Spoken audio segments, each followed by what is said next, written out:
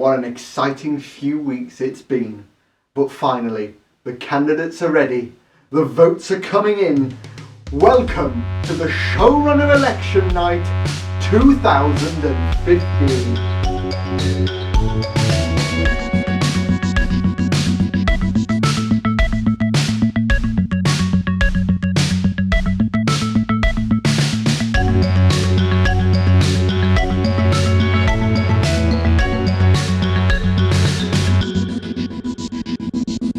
What an exciting turn of events it's been. We started with the Moffat and T Davis parties strong at the start, but it appears now that the Matheson and Gatiss parties appear to be taking the lead, and we'll be giving you exclusive access to the event. From the people up high looking down at all the candidates to the ground team like Canon Smallwood.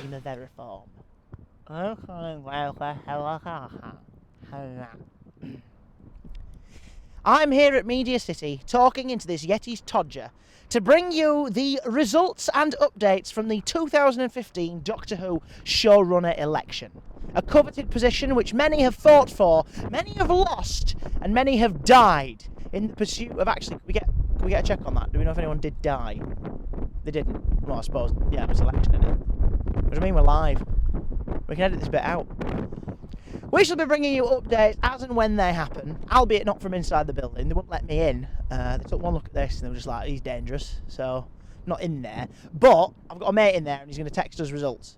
So I will let you know as and when. This is Canon Smallwood for Evil Media News, Media City, Salford Quays. That bit next to Imperial War Museum, near lamppost 12. Is it 12? It's 12. Back to you in the studio. Thank you, Canon. Now let's have a look at the exit poll to see how everyone's doing. As at the top is Matheson, followed by Gatiss, then Briggs.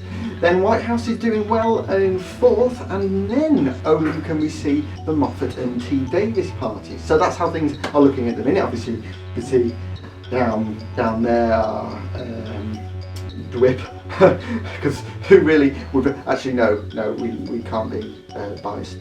So now let's see how things did last year and compare it to this year. Becky, how are things? As you can see from last year's polls, there is a strong volume of Moffat in the south, leading up to patches of Gatiss in the north. From this year's exit poll, you can see there's a strong amount of Gatiss in the east, a strong amount of Matheson in the west, and a high volume of Briggs in Scotland. Back to the studio.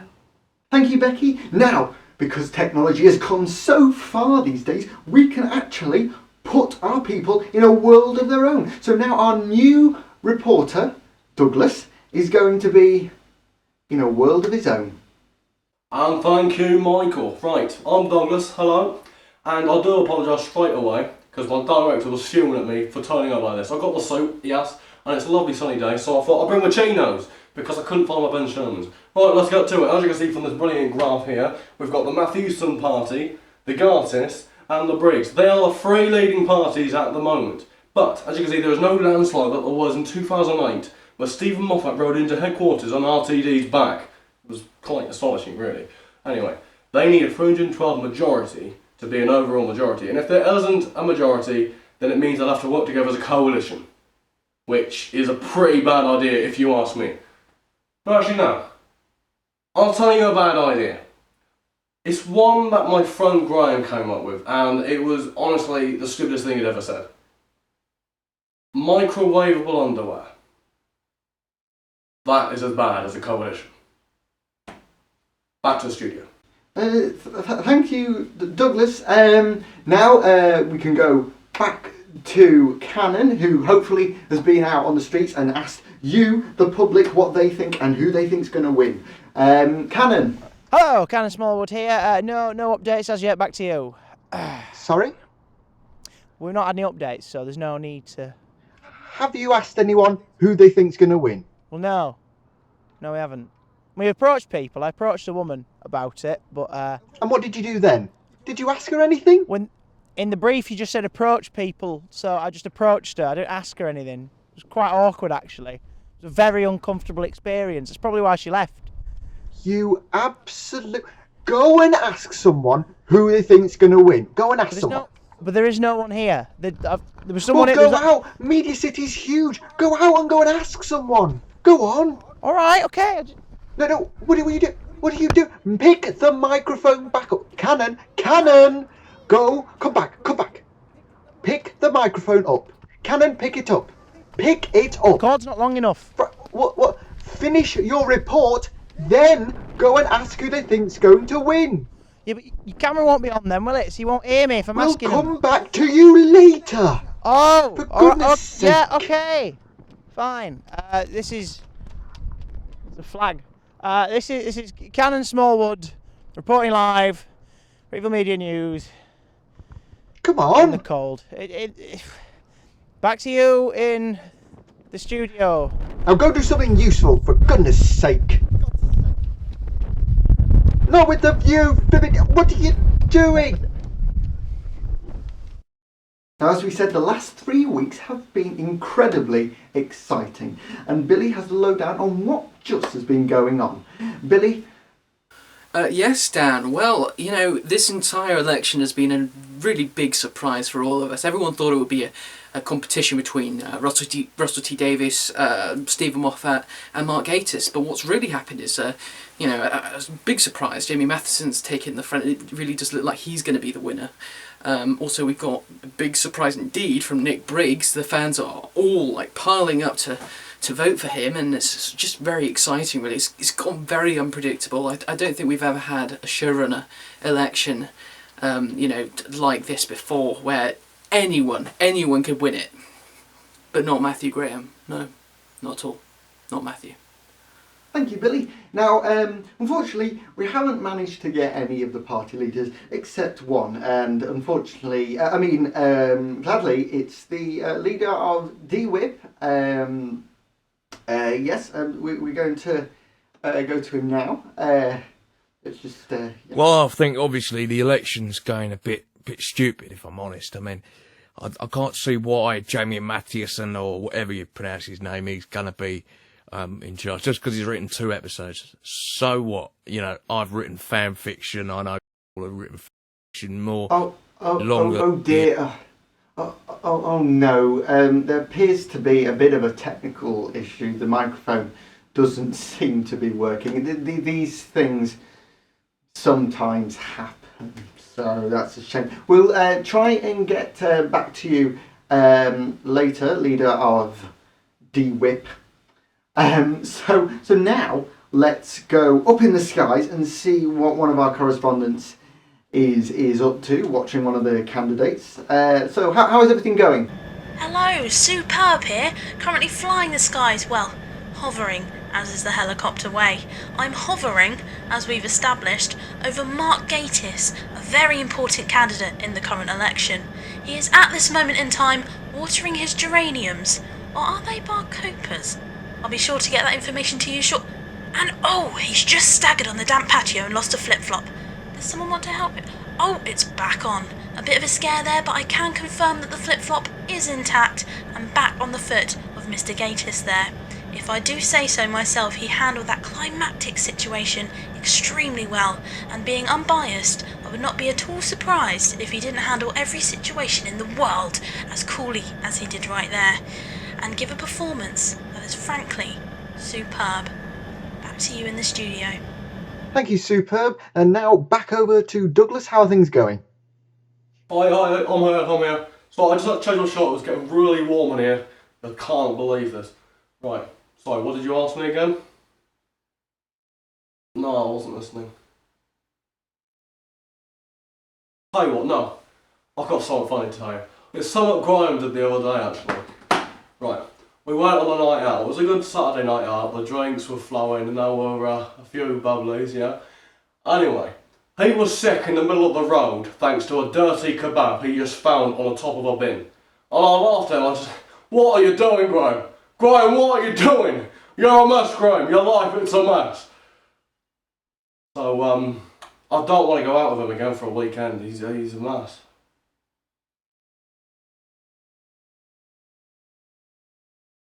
You want me to change my shirt?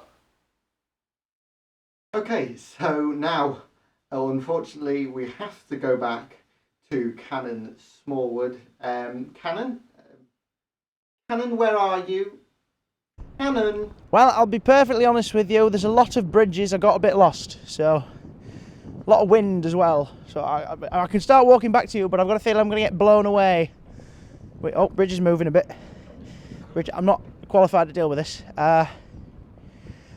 Have you got like a VT you can play in some in the meantime? Oh. I'm voting Gator so Moffat can manipulate him and take back Doctor Who. And the cycle starts all over again. I'm voting Whithouse because being human. Okay, we seem to have fixed the technical difficulty with the whip microphones, and now we can go back to him, but also we can introduce a spokesman for the Matheson party. So Chris, what do you think? Well... Right, okay, now over to you, Richard.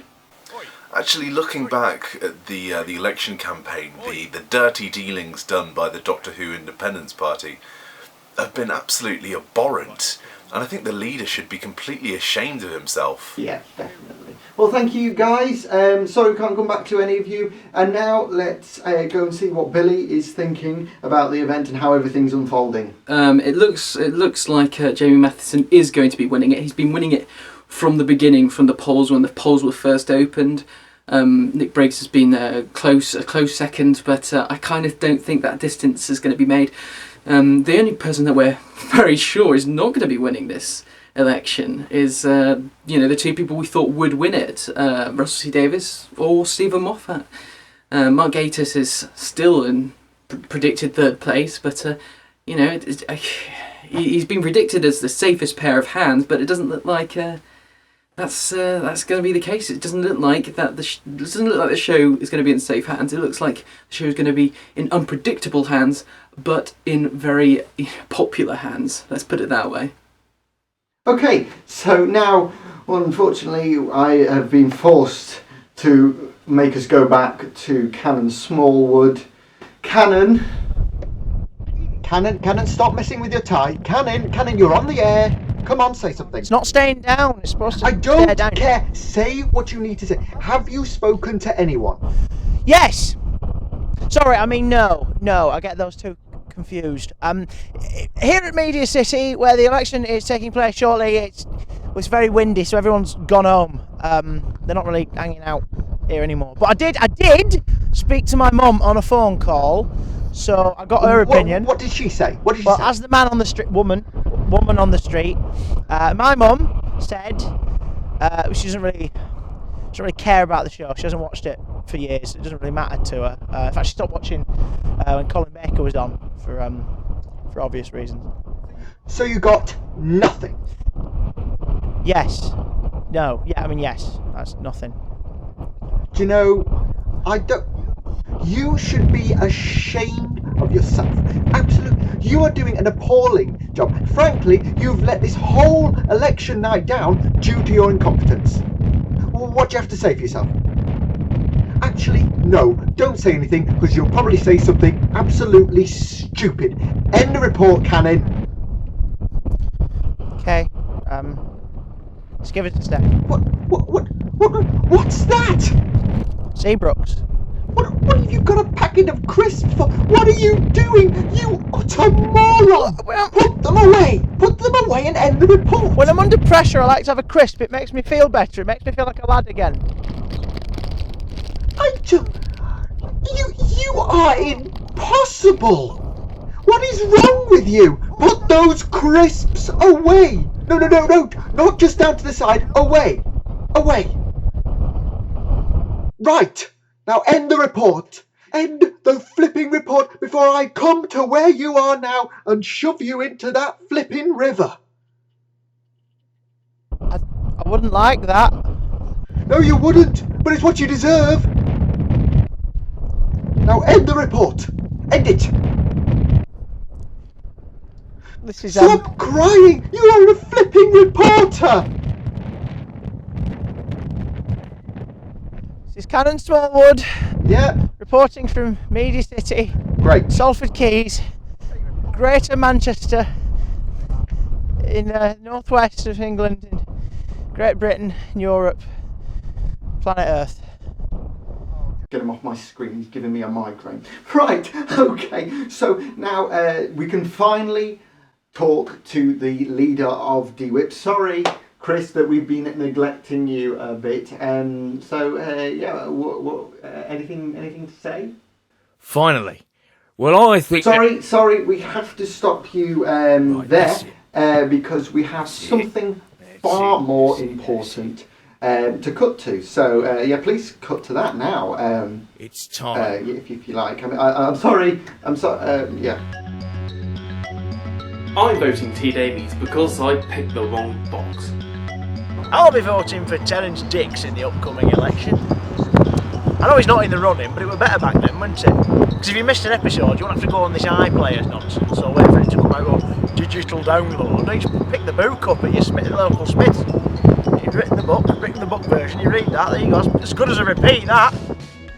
Oh, there's a few alarms going off, but don't worry, there's probably nothing to worry about.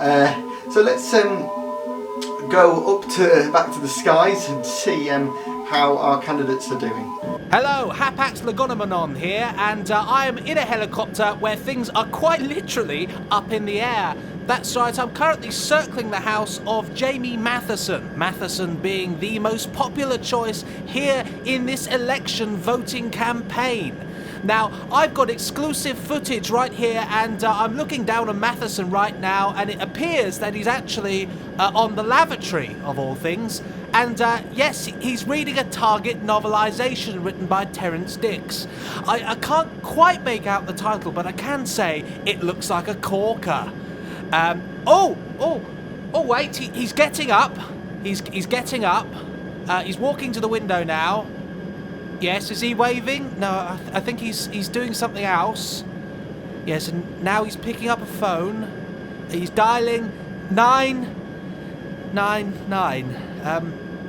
Yes, I do believe he's phoning the police. I'm sure there must be somebody else looking in on him whilst doing... No, definitely for us.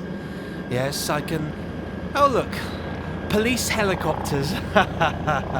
Yeah, okay. Yeah, well, it looks like we're going to have to go because, needs... Yeah, but back to you. Well, it seems we're all okay now, so no need to panic. So now we're going to cut back to Cannon. I know some people have wrote in to complain about how I was towards him in the last time we saw him. So yeah, we're going to give him another chance before I whack him around the head. So Cannon, I'm sorry for moaning at you. You're not incompetent. Now please can you please put the crisps away? Right, thank you. You feeling better now? Yeah, I do, yeah. Okay, right, now, so, what do you have to tell us what has happened in your world? Well, there's been no update. You absolute idiot! You what is... I don't even know what to say to you anymore. I don't even know what to say to you. Do you see behind you? Do you see behind you? There's like a building over there, yeah? Do you see it? Go to the top of one of them and jump off one of them. Just jump. Okay? Because frankly, you're no use for anything else. Right. Okay, well that was Canon Smallwood, fortunately. And frankly, you'll be glad to know that he's about to commit suicide. The utter tool. Great, now we have received information that the results are in. I'm getting information just now about who is our victor. So yes, so we will be announcing that just any moment now. Ooh. Yep. There we have it. Ladies and gentlemen, the winner of the Showrunner Election 2015, your new showrunner, your Doctor Who new showrunner.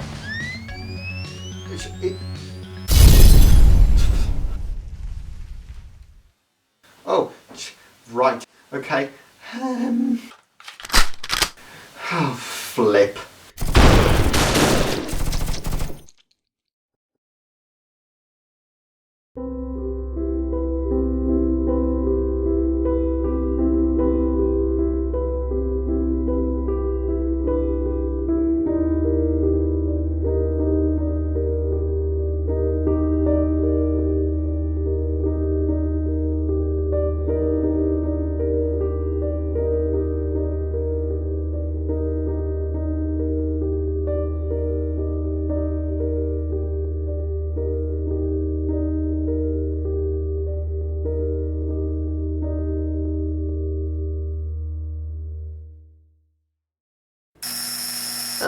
Sir? There seems to have been a bit of a problem with the showrunner election. Oh, for God's sake! Oh, heck.